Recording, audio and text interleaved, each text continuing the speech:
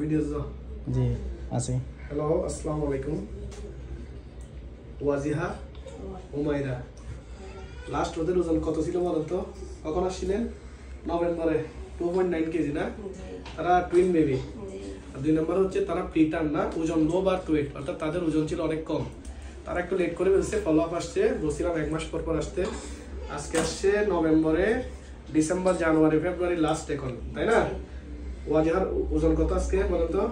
5.6 KG, অর্থাৎ 6 কেজির কাছাকাছি। আর উমাইরার ওজন হচ্ছে 6 কেজি। মাশাআল্লাহ, ওরা কিন্তু একদম নর্মাল যে সমস্ত বেবি থাকে তাদের সাথে ওরা ক্যাচ আপ করছে। আচ্ছা বলেন তো আপু, আপনি কোনো কোটার দুধ দিয়েছেন বাচ্চাদেরকে? না না, আমি বাচ্চা মানে মুখের দুধ দিয়েছেন? নেওয়ার কাছে কবার আসছেন বলেন কোটার দুধ লেখার জন্য, খাওয়ানোর জন্য? বলছি আপনাকে বুঝাইছি নাকি? বুঝছেন?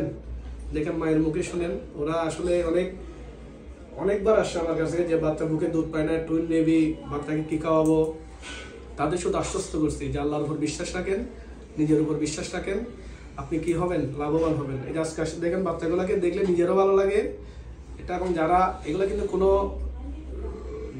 কি বলে বানানো কোনো গল্প না, কেমন এগুলো হচ্ছে একদম মানে আপনাদের এগুলো আমি আর আগে কয়েকটা ভিডিও দিছি, ওয়াজিহা, উমাইর, এগুলো নিয়ে সবসময় দিছি, আপনারা দেখতে পারেন। ওই নভেম্বরের দিকে এই যে বাচ্চাগুলোকে দেখতে পাচ্ছেন, ওজন আসছে, সব ঠিক আছে, খেলাধুলা খেলে না, এখন এক্সট্রা খাবার শুরু করছেন নাকি? তাও তাদের বলে দিছি কি খাওয়াবে। বাতের মার আছে, গাজর আছে, আলু আছে, মিষ্টি আলু, গোল আলু, নর্মাল যে সমস্ত শাকসবজি আছে না, তাদের বোঝা যায় তারা তো প্রিটার্ম বেবি ভালো আছে। সবাইকে ধন্যবাদ।